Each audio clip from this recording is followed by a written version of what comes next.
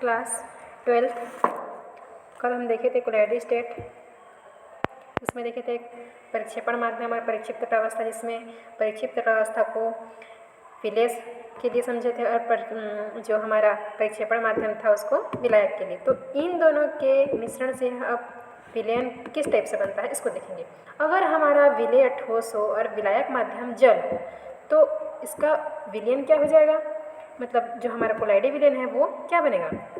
अगर विलेय पदार्थ ठोस हो और हमारा परिक्षेपण माध्यम जल हो तो हाइड्रोसाल या एक्वोसाल बोलते हैं, ठीक। अगर ठोस हो और एल्कोहल हो, ठीक है, अगर ठोस ही लें और एल्कोहल लें, किसमें, अगर विलेय पदार्थ की मात्रा को हम एल्कोहल में दोनों को मिश्रण करते हैं तो हमारा विलयन क्या बनेगा, एल्कोसोल, ठीक। और अगर ठोस और वायु को लें और इन दोनों के बीच क्रिया कराएं तो दोनों को मिलाएं तो क्या बनेगा हमारा विलयन, एयोसोल, ठीक। और अगर परिक्षिप्त प्रावस्था में हम अगर ठोस लें और बेंजीन को परिक्षेपण माध्यम में लें तो इन दोनों के बीच से जो मिश्रण होगा वो क्या बनेगा, बेंजोसोल। और अगर द्रव और द्रव विलायक के लिए द्रव लें और विलय भी हमारा द्रव हो तो इनके द्रव का द्रव में विलयन से क्या बन जाता है, विलयन पायसीकरण जिसको बोलते हैं, ठीक है। अब द्रव पदार्थ का हम यहाँ पर परिक्षेपण माध्यम में ठोस लें तो और इन दोनों के बीच में हम यहाँ पे मिश्रण करें तो हमारा विलयन क्या किस टाइप से बनेगा, जेल के समान, जेली के समान, ठीक। और अगर विलय के लिए हम गैस को लें और हमारा परिक्षेपण माध्यम द्रव में लें और इन दोनों के बीच क्रिया करवाएं तो हमारा जो कोलॉइडल विलयन है किस टाइप से होगा, फैन, झाग देगा, ठीक। अब देखते हैं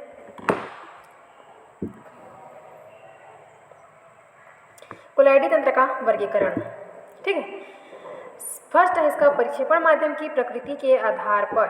फर्स्ट क्या देखेंगे, परिक्षेपण माध्यम की प्रकृति के आधार पर। अगर हमारा परिक्षेपण माध्यम देखो यहीं पर यही सब हाइड्रोसोल, बेंजोसोल, एल्कोसोल, फैन, जेल ये सब मिल रहा है तो ये सब किनके आधार पर हमें पता चल रहा है, परिक्षेपण माध्यम की उसके प्रकृति, उसके नेचर पर, ठीक है। अब परिक्षेपण माध्यम और परिक्षिप्त प्रावस्था के बीच लगने वाले बल यहाँ पर हम क्या दे रहे हैं, यहाँ पर फोर्स देंगे तो इसके लिए दो फोर्स होते हैं, एक होता है द्रव स्नेही कोलॉइडी और दूसरा होता है द्रव विरोधी कोलॉइडी। आगे हम अभी इसका बहुत डिटेल से डिस्कशन करेंगे, इन दोनों के बीच में डेफिनेशन, इन दोनों का डिफरेंस सब जानेंगे, ठीक है। सबसे पहले जान लेते हैं इसका वर्गीकरण को ही। तो परिक्षेपण माध्यम की प्रकृति के आधार पर तो देख लिए हाइड्रोसोल, बेंजोसोल, एल्कोसोल, फैन, जेल। अगर परिक्षेपण माध्यम और परिक्षिप्त प्रावस्था के बीच लगने वाले हम यहाँ पर फोर्स लगाते हैं तो उनके बीच में दो बल पाए जाते हैं, दो अंतर, जो द्रव स्नेही कोलॉइडी बनता है कोलॉइडल विलयन और दूसरे प्रकार का है द्रव विरोधी कोलॉइडी, ठीक।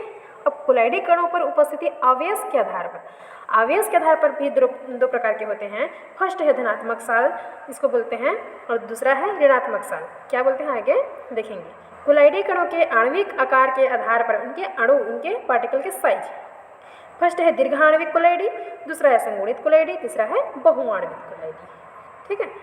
अब सबको देखते हैं क्या करके।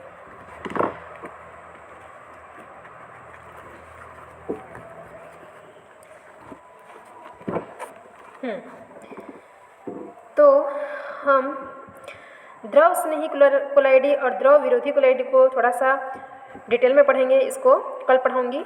अभी देखते हैं कि धनात्मक साल और ऋणात्मक साल क्या होते हैं और दीर्घ आणविक कोलॉइडी, संगुणित कोलॉइडी, बहुआण्विक कोलॉइडी क्या होते हैं, ठीक है।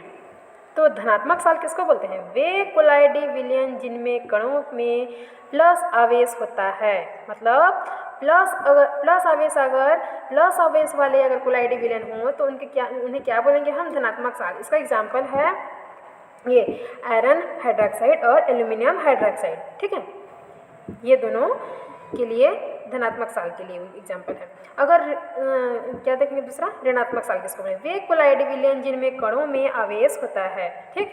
क्या आवेश होता है, माइनस आवेश ना। यहाँ पर धनात्मक साल के लिए प्लस आवेश पाया जाएगा लेकिन इसमें माइनस आवेश पाया जाएगा। एग्जाम्पल है सल्फर 8 साल और ये गोल्ड एल्यूमिनियम साल और कैडमियम साल, ठीक है। सीडी को क्या बोलते हैं, कैडमियम। अब धनात्मक साल और ऋणात्मक साल किसको बोलते हैं आ गया समझ में।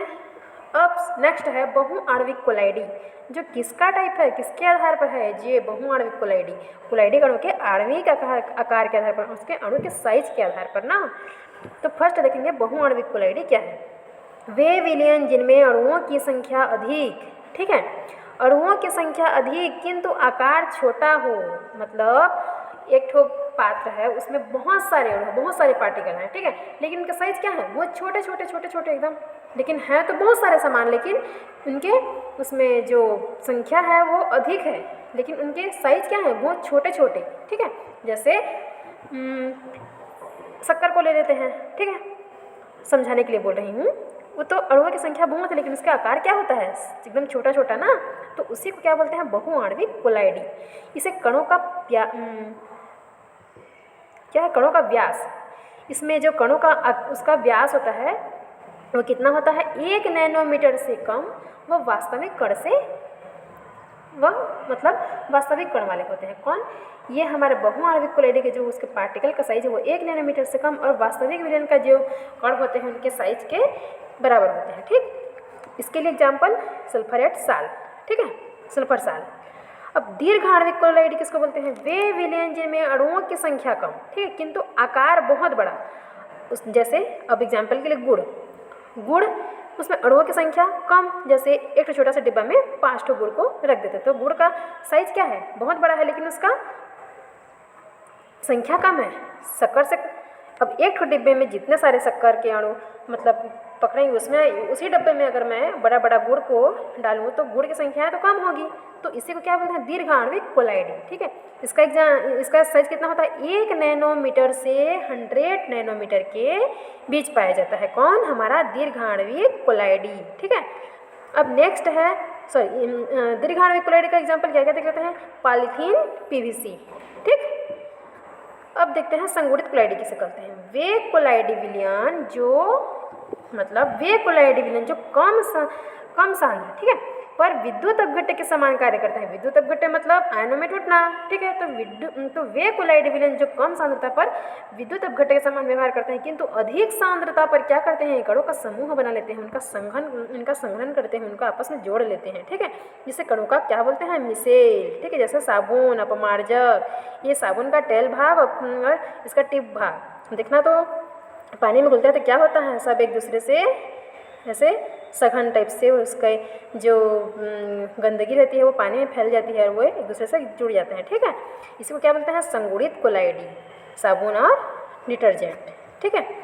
तो आज के लिए कोलाइडी तंत्र का वर्गीकरण पढ़ लिए। कल नेक्स्ट देखेंगे हम बहुत वेरी मोस्ट इंपॉर्टेंट द्रव स्नेही कोलाइडी और द्रव विरोधी कोलाइडी में डिफरेंस, ठीक।